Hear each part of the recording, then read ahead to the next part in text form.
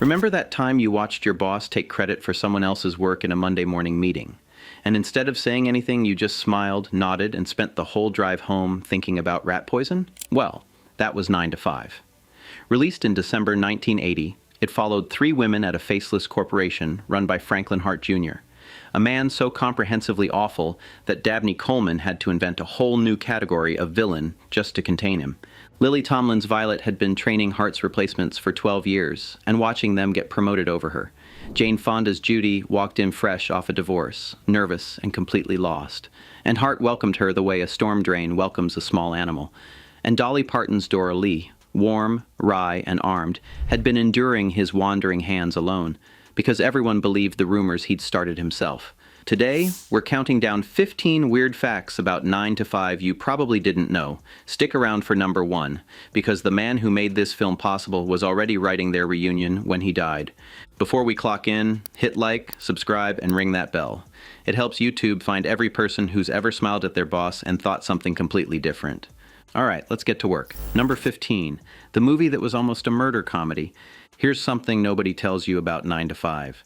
It wasn't supposed to be a fantasy. I guess I must have made a mistake. Oh, you steal the wrong body from the hospital and all you can say is I must have made a mistake? Patricia Resnick's first draft was a dark comedy, and the secretaries actually tried to kill the boss. In funny ways, she'd be quick to tell you. But real attempts, real consequences. No dream sequences, no waking up, no safe distance between the audience and the crime. Resnick called it herself, 3 secretaries, worst boss in the world, they try to kill him. That was the pitch, that was the script. Jane Fonda thought it was too dark, too preachy. The message was there, but it was landing like a lecture. Then Colin Higgins came on board to direct, and he made one structural change, a single decision that saved the entire film. The murders would become fantasies, not real. Each woman gets her moment. Violet poisoning Hart's coffee like a Snow White villain, Doralee hog-tying him like a rodeo, Judy hunting him through the office with a shotgun, and then the film snaps back to reality before anyone actually commits a felony. 3, 4, Why me? I'm just an ordinary guy trying to do his job. 7, 8, 9, Holy shit. 10. That's it. That's the whole difference between a film that makes audiences deeply uncomfortable and one of the highest-grossing comedies of 1980. One word, essentially, fantasy. Number 14. Jane Fonda asked 40 real women to describe their boss murder fantasies. They did not hold back.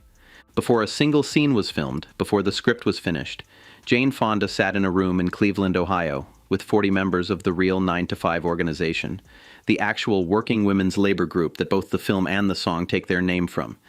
And she asked them a question. Do any of you fantasize about killing your boss? The room did not go quiet. Women described rat poison, coffee grinders, defenestration.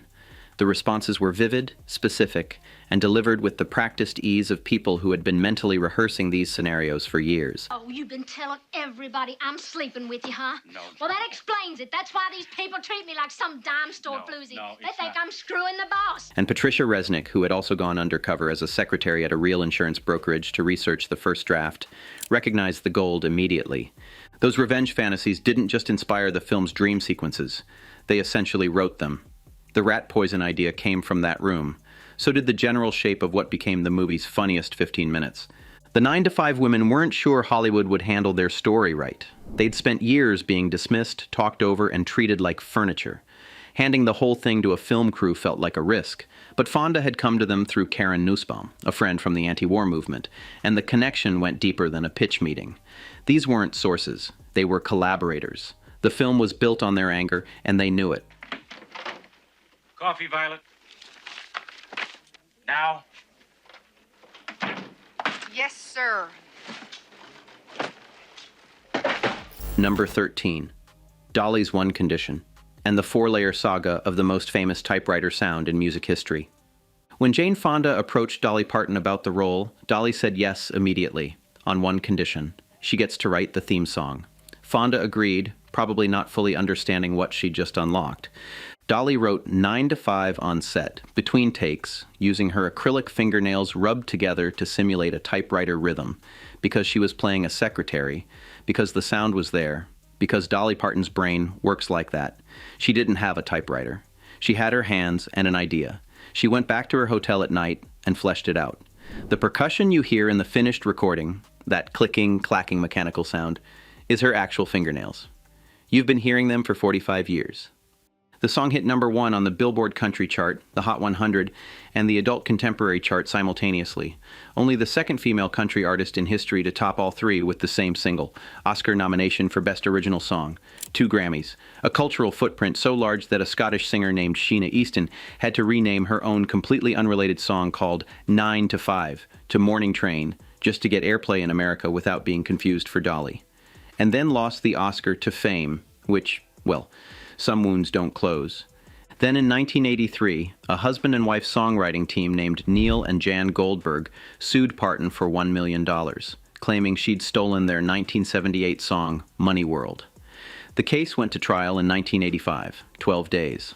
Dolly testified.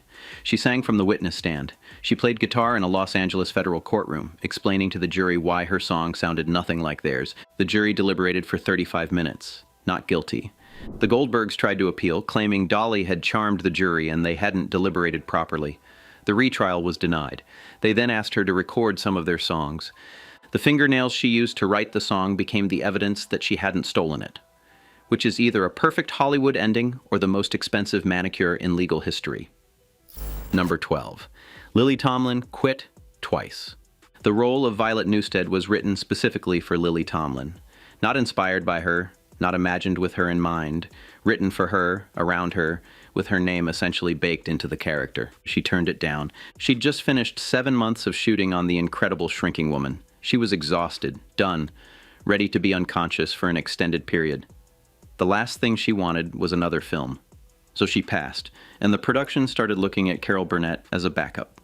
Her partner, Jane Wagner, called it the biggest mistake of her life, told her to pick up the phone, call Jane Fonda, and take it back. Tomlin did exactly that. First crisis averted, then she read the script, and quit again. She didn't think it was funny enough, which, from Lily Tomlin, is a note with some weight behind it. The script apparently wasn't landing on the page the way it needed to. She backed out a second time. Wagner, again. Fonda, again. Tomlin, again. The friendship that followed, between Tomlin, Fonda, and Parton, lasted decades. It eventually became Grace and Frankie, 7 seasons of exactly the kind of warmth they found on that first set.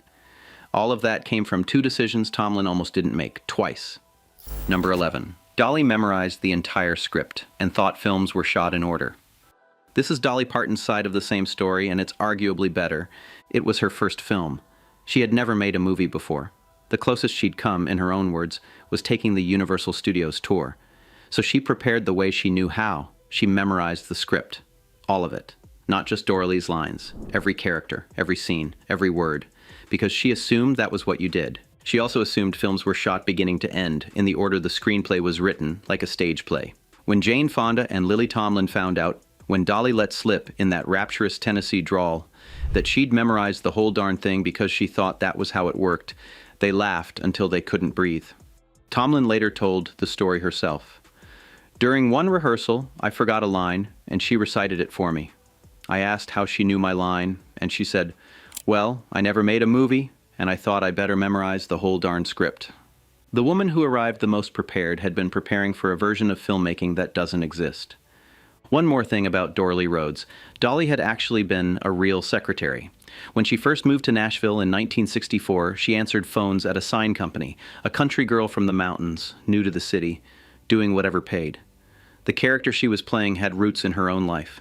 She just didn't know it yet when she signed on. Number 10. Dolly's most iconic line came from a real night she pulled a gun on a man in New York City.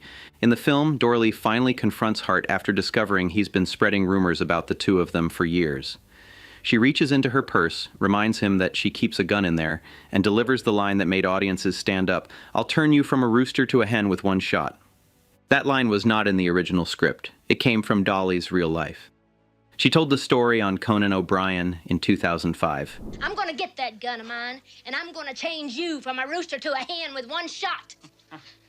Don't think I can't do it. She and a friend had been stranded in New York City late at night, locked out of their hotel, wandering 42nd Street, which was not the family destination it eventually became. A man would not leave them alone. He was sure she was playing hard to get. Dolly reached into her purse where she kept a gun and said, "If you touch me one more time, I'm gonna shoot you." He backed off. She told that story on set. They loved it. They worked it into the script. The most feminist line in the movie, the one that got the biggest cheer, the one that still lands, came from a real night when a country girl from Tennessee had to defend herself on a street corner in Manhattan. It wasn't written for Doralee. It happened to Dolly first. Number 9. Another 9 to 5 existed at the exact same time, and one of them had to back down. While Dolly's song was ascending every chart in America, a Scottish singer named Sheena Easton had her own single titled 9 to 5. It was about a woman waiting at home for her partner to return from work, which is, and there's no diplomatic way to put this, more or less the thematic opposite of Dolly's song. Dolly's song, "Get up, grind, pour yourself a cup of ambition, fight the system, you deserve better than this." Easton's song, "My man works all day, I count the hours until he comes home." Same title, completely different universe. When Easton's song was released in the US, it had to be renamed Morning Train, 9 to 5, to avoid confusion with Parton's. Easton's renamed song then hit number 1 on the same Billboard Hot 100 chart, 3 months after Dolly's had left that spot. 2 songs, same title, same chart within the same year. One about fighting the system, one about waiting for the man who works inside it. The chart didn't particularly care which was which. They both got there in the end. Sheena Easton, to her credit, did not seem to hold a grudge. She went on to record with Prince, which is a different kind of victory entirely. Number 8. Dabney Coleman spent 20 years being invisible, and then became so good at being a villain he couldn't escape it. Quick pause. If you've ever watched Franklin Hart take credit for Violet's idea in that Monday morning meeting and felt something rise up in your chest, something very old and very specific, hit that like button. It tells YouTube that this channel is for people who understand exactly what that feeling is. Subscribe if you haven't already, and drop your most hated fictional boss in the comments. Hart's going to have competition. All right, back to the overtime. Dabney Coleman spent 2 decades in small, unnoticed television parts. 2 decades, background characters, supporting roles, faces you half recognized from somewhere. His breakout came in 1976 when he was cast as the incorrigibly corrupt Mayor Merle Jeter in Mary Hartman, a role that was supposed to last a week and ran 2 years. Coleman later said of Jeter, "From that part spawned everything." Then came Franklin Hart, and then, immediately after, the sexist soap opera director in Tootsie. Same mustache, same specific energy, same category of magnificent, watchable awfulness. Hollywood had found its official screen jerk, and it was not about to let him go. He played variations on that character for 40 more years. War Games, Beverly Hillbillies, Principal Prickly in Recess, the pompous father in You've Got Mail, all different flavors of the same essential man. He was never not working. The kicker, despite playing the villain, the 3 stars insisted he appear in every single publicity photo and every press tour event. Coleman said of Fonda, Tomlin, and Parton, "All 3 of them went out of their way to make me feel equal. There's no other way to put it." The man audiences spent 2 hours fantasizing about imprisoning was, off camera, treated like family. He died on May 16, 2024, at 92. Dolly posted on Instagram that he'd taught her so much on her first film. "He became a dear friend," she wrote. "The man you loved to hate, loved back." Number 7. Ronald Reagan watched 9 to 5 on Valentine's Day, 1981, and it made him mad about one scene. Camp David. Of February 14th, 1981. The newly inaugurated President and Nancy Reagan screened a movie together for Valentine's Day. The movie was 9 to 5. Reagan wrote about it in his presidential diary, the actual published diary, not a rumor, not a secondhand account. His entry reads, "Funny, but one scene made me mad. A truly funny scene. If the 3 gals had played getting drunk, but no, they had to get stoned on pot. It was an endorsement of pot smoking for any young person who sees the picture." Let that sit for a moment. This is the man who, during his 1980 campaign, had called marijuana probably the most dangerous drug in the United States today. This is the president who would launch the war on drugs inside 18 months.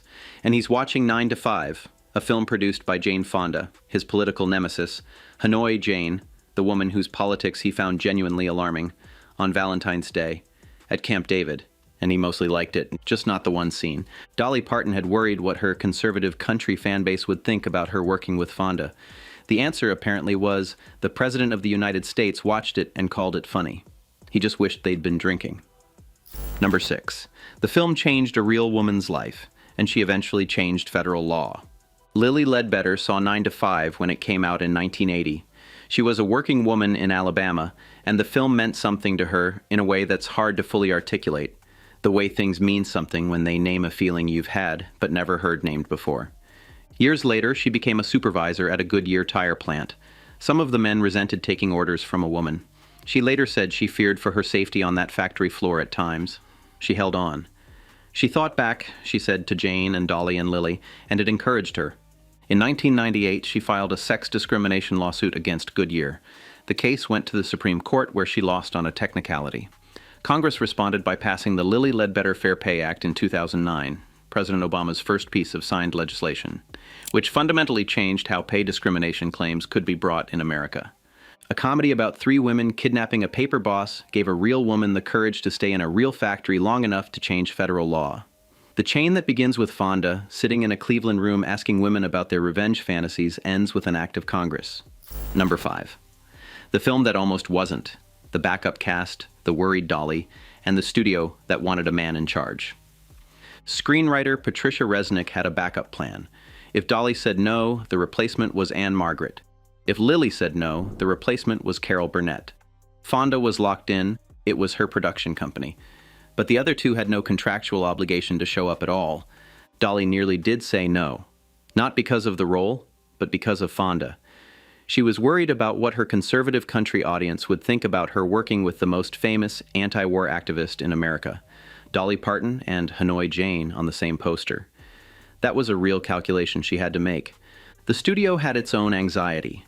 3 female leads was a commercial risk in 1980, and they wanted a recognizable movie star playing the boss, someone with name value, not a character actor nobody outside late-night TV had heard of. Producer Bruce Gilbert pushed for Dabney Coleman anyway. He prevailed.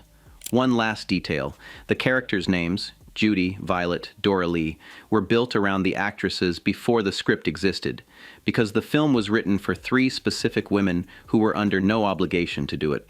The whole enterprise was constructed around a handshake, a hope, and a backup list that never had to be used.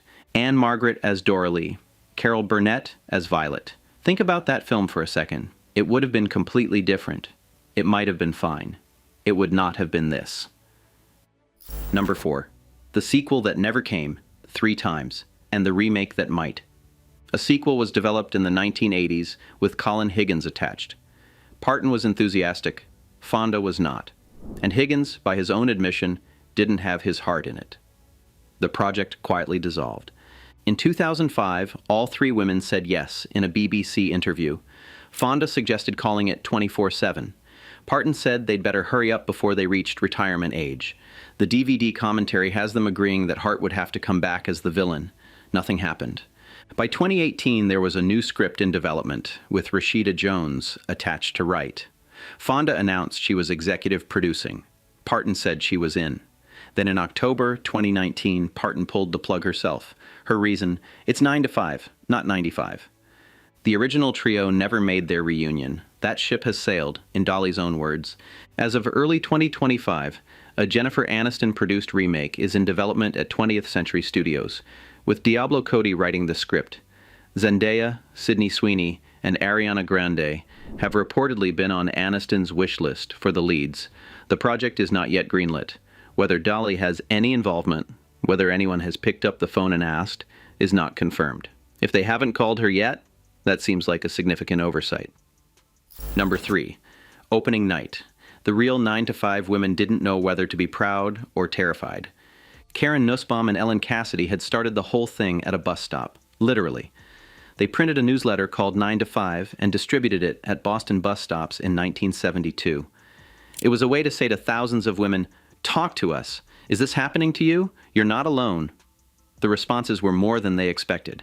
Women reported being fired for buying their boss the wrong sandwich, being called girls every day until retirement, with no pension waiting at the end of it, being invisible in the one place they spent most of their waking hours. From that newsletter grew an organization, then a movement, then a union, then a film. And Nussbaum wasn't sure the film would do the movement justice. Hollywood had a way of taking serious things and making them palatable in ways that drained them of their force. She was worried. They all were. Opening night, December 19th, 1980. Women who had never spoken out loud about their workplace experiences were standing up in theaters. laughing in a way that meant more than laughing. Nussbaum later said, "We didn't know that 9 to 5 was going to be a box office smash. We didn't know it was going to become probably the most successful political movie ever made." The woman who printed a newsletter at a bus stop was appointed director of the Women's Bureau at the U.S. Department of Labor under President Clinton in 1993, the highest government position in America devoted to working women. The newsletter became a union, the union became a movie, the movie became a culture shift, and Nussbaum ended up inside the federal government, doing from the inside what she'd started doing from a bus stop.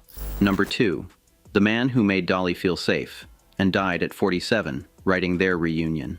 Dolly Parton said of Colin Higgins, "He's a very nice, quiet, low-key guy. I don't know what I would have done if I'd had one of those mean directors on my first film." That sentence is doing more work than it looks like it's doing. Dolly arrived on that set without knowing how films were made, having memorized parts she wasn't supposed to know, in an industry she'd never worked in before. The director she got was patient, collaborative, and, in her own telling, the reason the whole experience didn't break her confidence before it started. Higgins was openly gay. In 1985, he received an HIV diagnosis. That same year, he established the Colin Higgins Foundation, not after he recovered, not eventually the same year, to provide support for gay and transgender youth. He kept working. Best Little Whorehouse in Texas in 1982 with Dolly, a TV movie in 1987, and reportedly, in the final stretch of his life, he was writing Washington Girls, a reunion vehicle for Fonda, Tomlin, and Parton. The film that would have brought all three of them back. He died on August 5th, 1988. He was 47. The reunion they kept saying they wanted to make, the one that came up in interviews for decades afterward, was already being written. It just stopped. Number 1, the man who made 9 to 5 possible and what he left behind. The full story of Colin Higgins is the full story of this film. He wrote Harold and Maude as his UCLA thesis. He cleaned pools and drove cars for a wealthy family in Los Angeles to survive while he figured out how to get it made. It became a cult classic that took years to turn a profit, and he earned $1 million from it eventually, mostly from a French stage adaptation that ran for 7 years. He wrote Silver Streak. He wrote and directed Foul Play. Then came 9 to 5, which he didn't just direct, he rewrote from scratch, building space in the script for 3 distinct women to each have a full story, a full character, a full reason to be there. He held focus groups with real office workers in Cleveland. He made room, genuinely, for the film to be about something. And then he made Dolly Parton feel safe enough to be brilliant on her first day in a world she didn't know. The Colin Higgins Foundation is still running. It has distributed millions of dollars to organizations supporting LGBTQ+ youth. It gives the Colin Higgins Youth Courage Award annually to young people who have shown bravery in the face of discrimination and bigotry. He established it while he was dying, which is a thing you do when you have decided that the time you have left is going to mean something. Dolly wrote on Instagram after Dabney Coleman died that Coleman had taught her so much on that first film. She didn't mention Higgins in that post. She didn't need to. She'd said it already, decades earlier, in the simplest possible way. "I don't know what I would have done if I'd had one of those mean directors." He was 47. He was reportedly writing their reunion, and the foundation he started from his deathbed is the only sequel that actually got made. And there you have it. 15 weird facts about 9 to 5. A revenge comedy built on real women's real anger, performed by 3 women who almost didn't all show up, directed by a man who made it feel safe enough for Dolly Parton to find out what she was capable of, and watched by the President of the United States on Valentine's Day, who mostly liked it. Almost. Which fact hit you hardest? Drop it in the comments. And if there's someone in your life who's ever smiled at their boss and thought something completely different, share this with them. They'll know why. Like, subscribe and ring that bell. We drop deep dives like this every week. Until next time, this is Remember When. Clock out.